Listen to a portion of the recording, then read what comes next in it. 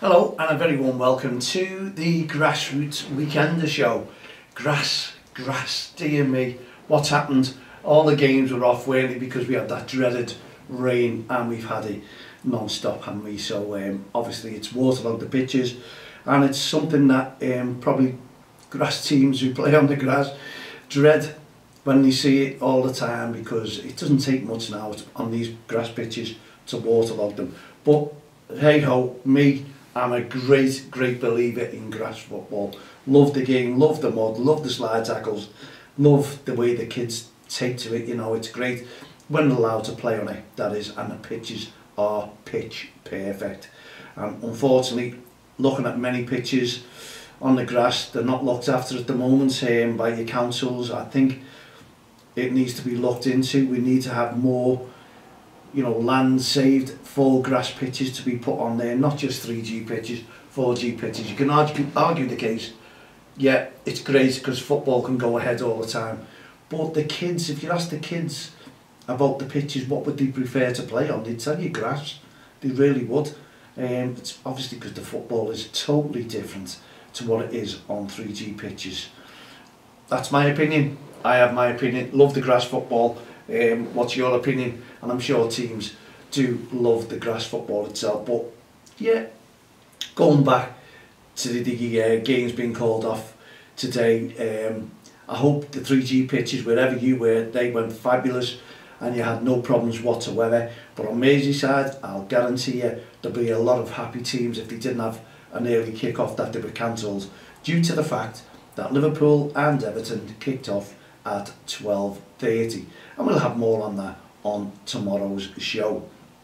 But in the meantime, thank you very much to our young commentators for last night. That was a hot debate, wasn't it? It was great. It's about the kids. It's about the kids talking about the derby game. They're excited. We have a referee and we have a real staunch Liverpool fan, just like myself. But I've got to keep out of it a little bit, and I've just got to keep... I was the referee, really, basically, last night. So there you go. Liverpool and Everton. See what you caused in our studio. You'll hear my phone bleeping all the time, as for the simple reason is I'm getting messages regarding games being on, reports coming in. You know the score. We don't cross the line. Yes, we're there to support our referees. We're there to support our referees with the verbal abuse, aggressive behaviour, racist comments and bullying that may happen on a pitch, on your pitch or a pitch near you. It's not every team, it's not every game. We know that it's the minority, and that's what we're having, minorities. But when there's one incident of a referee being verbally abused and it goes all over social media, it's like every single game is tarred with the same actions, and it's not. There's a lot of good teams out there. Give them the credit that they deserve, including us, because we just respect the referees, our under sevens, and we drum it into the kids because kids get upset as well. We know that, and you can't tell me that every team, every league is perfect, because they are not. And we'll go into a little bit more detail that we support referees with the poor touchline behaviour. We have to support them, but what we won't support, and I don't think anyone should support, is the rising costs, not just on the referee fees, but in grassroots football in general. Now I'm not personally myself, my parents from the under sevens are paying £51 on Jeffrey Humble for a quarter of pitch to hire. It's breaking the pockets of most of the parents, I know, and I dread asking them for it. If I had the money, I'd pay it myself, like most or a lot of managers would do. But you have to have the money in the first place, or look at ideas, what you can do to raise money.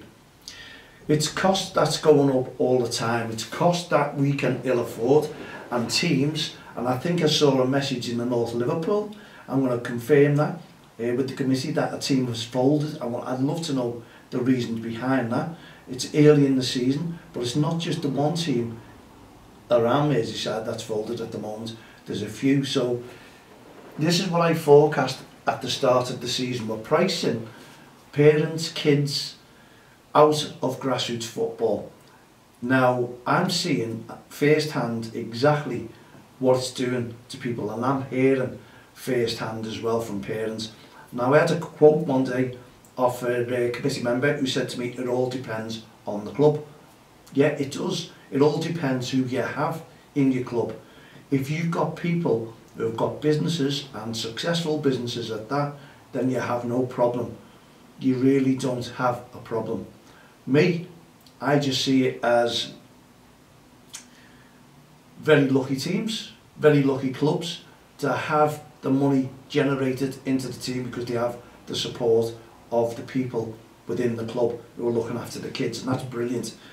We have a sponsor, but that sponsor doesn't have an endless pot of money, really doesn't, so you can't keep going back and banging the drum. We need to keep asking parents to put money into the club because they need to supply the kids with nice waterproof jackets, nice warm jackets, because the winter when that comes in, these only 6-year-old kids, and like yourself, you all have different age groups, but kids feel it more than ourselves. We can all wrap up warm, put whatever we want on the sidelines, so what's the kids playing? But the kids have a kit and they'll have something underneath. They can't put coats on and play football. They can't put hoodies on because obviously about the health and safety. So we need to look after them. And that's part and parcel of the game, the weather, we know that. But we're talking about this, we're talking about money. Because managers now are also being priced out the game. What I'm coming up with now is my honest opinion, and I have every right to put my opinion to you people. You need to tell me your opinion, what you think, whether I'm right, whether I'm wrong, or whether you agree with me. At the end of the day, we're looking at grassroots football. It's a kids' game, basically. That's what it is. The men's game, obviously, they can make a choice whether they want to play or whether they don't, whether they can afford it or whether they can't.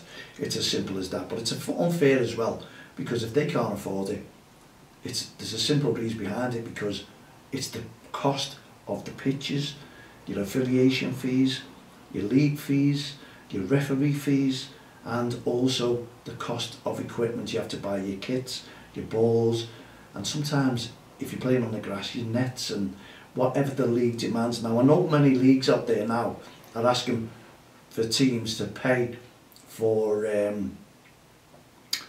nets and maybe sideline barriers, but this is fact. When I used to help to run a junior football league, I know for a fact that within leagues and the teams, this will help a lot of managers out there, that when you come to a season, you are the members of a junior football league. You are the members.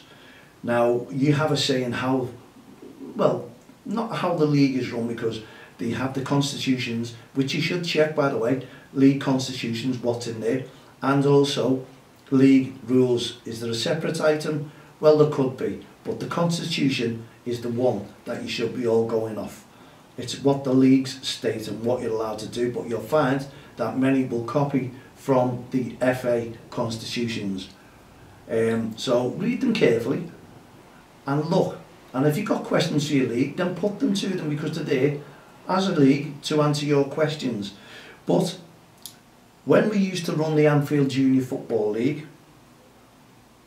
and my secretary will tell you, this is the way we've done it, we used to spend nearly every penny of the money that went in there onto the teams. Fact, because it was one day the league secretary pointed it out to me.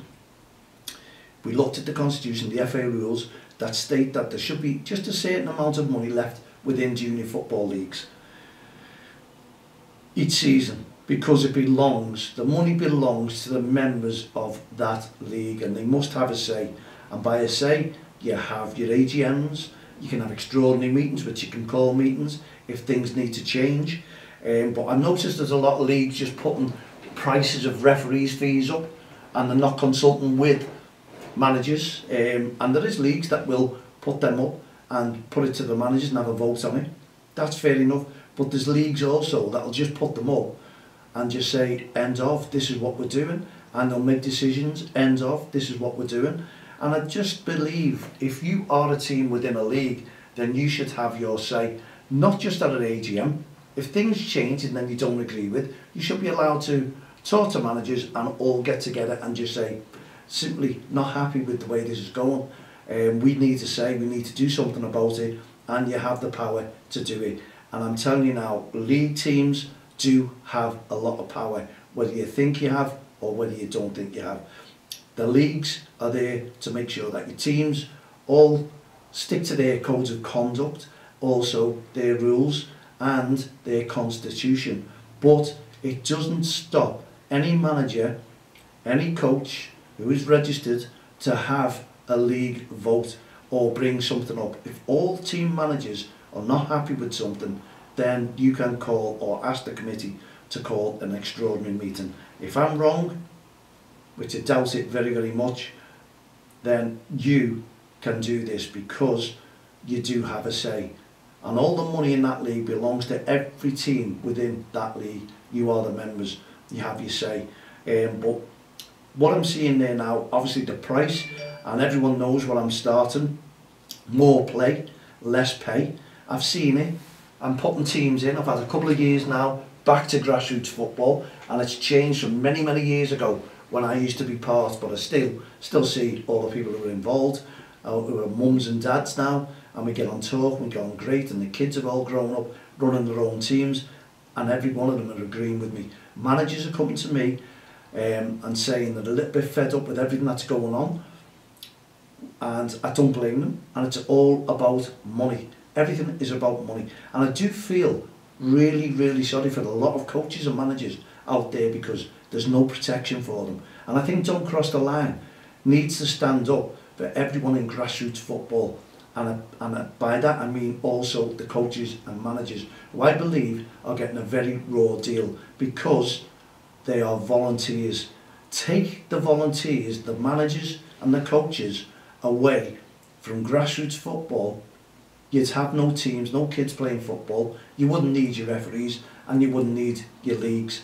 They're that important. But people don't realise just how much power that managers and coaches do have together.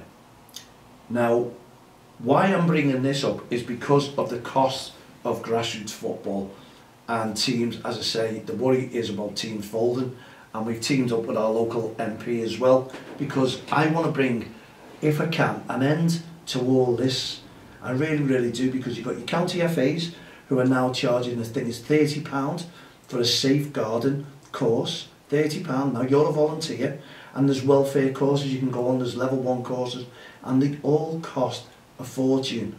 Your DBS checks to get involved in grassroots football. It's what every new coach, manager needs now. Don't get me wrong, I do not disagree with all your welfare and your safeguarding. I really don't.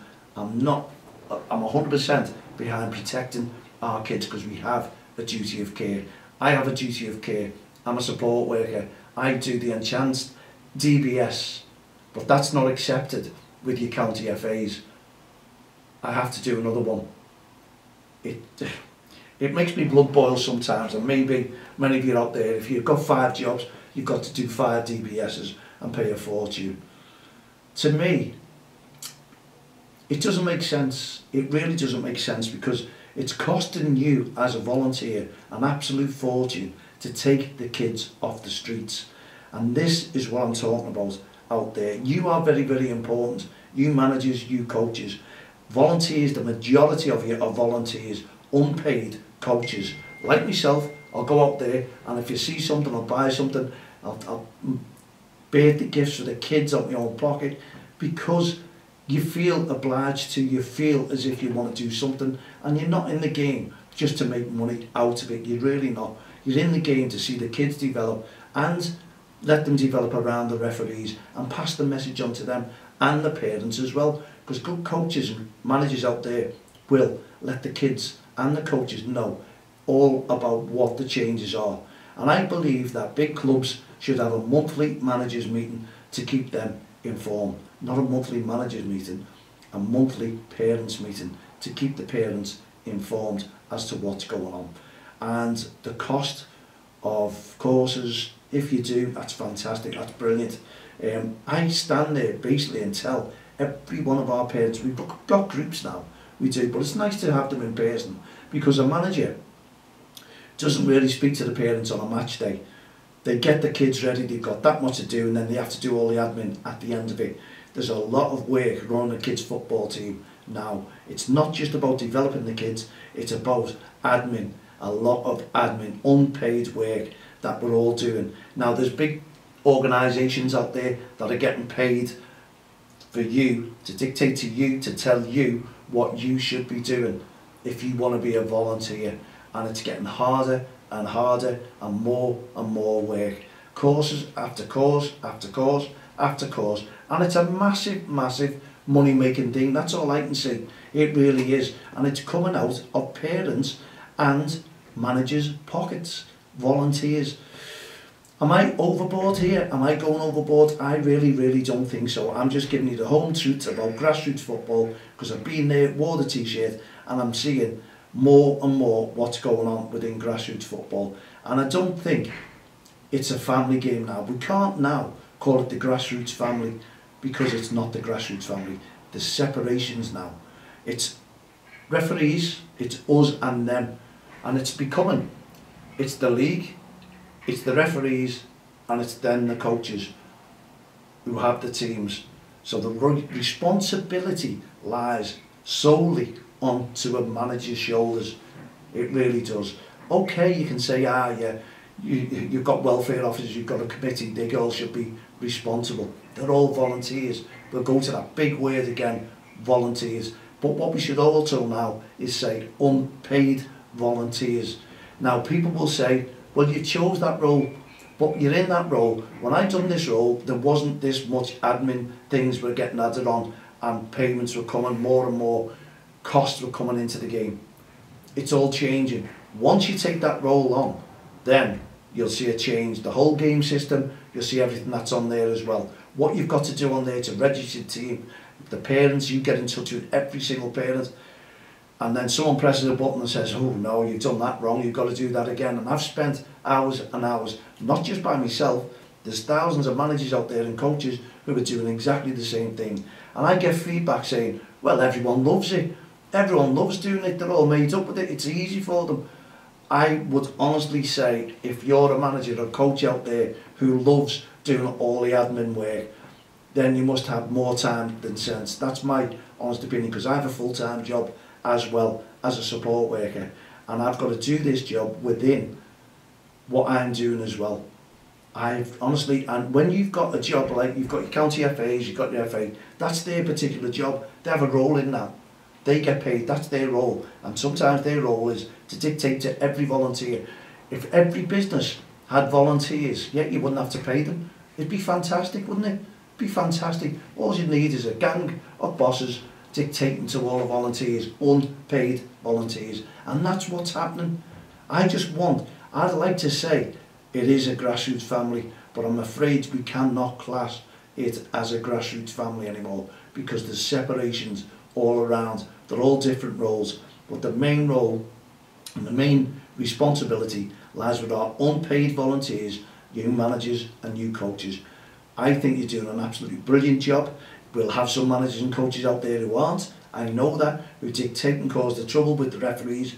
They need to be ironed out. They need to be the irate ones who we disappear, we get rid of. We all work together to do that.